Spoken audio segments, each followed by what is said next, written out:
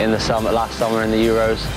I think playing the opening game for Wales was a real special moment for me and my family, and something that I never dreamed would be possible when I started out on my football journey. So I think up to date, hopefully it can be topped with some more successes, club level and hopefully with the World Cup as well.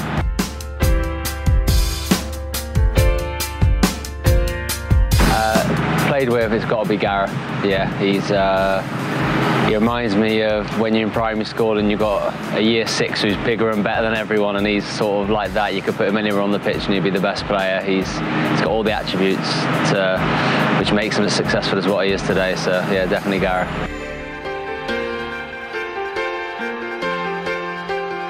I think that was when I was in the Premier League with Wolves. We played Man United at Molineux, and Paul Scholes had come back out of retirement that season, and he just absolutely ran the game. And me personally, I couldn't get near him.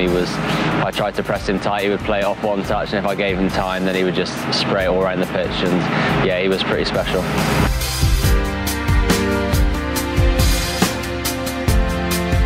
Sort of played all over. I think in school I played in goal for a few games, and I played up front for a few games, and I think as I got more into sort of 15, 16 years old, that's when I sort of started playing more central midfield, although I played a little bit out wide when I was younger and just get kick lumps out there, but I definitely prefer it in the middle, and sort of that's where I've been since late teenage years.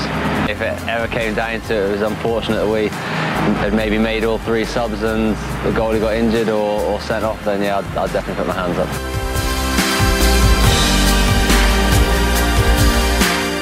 I sang Follow Me by Uncle Kracker. Yeah, a bit of an old school classic. Yeah, it's nerve-wracking. It's one of the worst things about joining a new club is after the initiation song.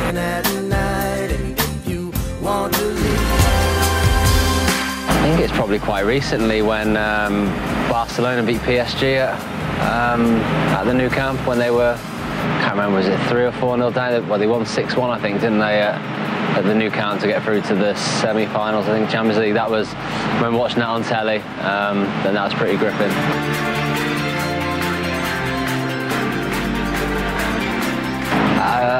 I was a Shrewsbury Town fan, and I used to go and watch them every single week with my dad, and they had a central midfielder called Richard Scott, and I used to sort of idolise him at that sort of age, as a local hero, if you like. And then as I got older and older, especially as I started developing into midfielder, Gary Speed was a big sort of hero of mine, with him being Welsh and attacking the box well.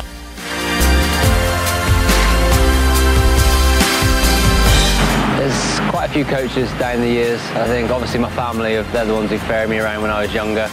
And then youth team coaches, especially Nigel Vaughan at Shrewsbury Town. He was a Welsh and Wolves midfielder as well, and he played a big part in me getting to where I am today.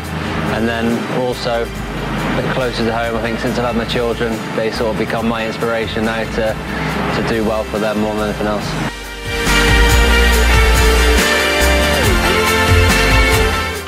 Everyone calls me Edo. Usually it's just stuck something called, just when I first joined Wolves, one of the lads just called me Edo and it's stuck, and likewise here most of the boys will call me that as well.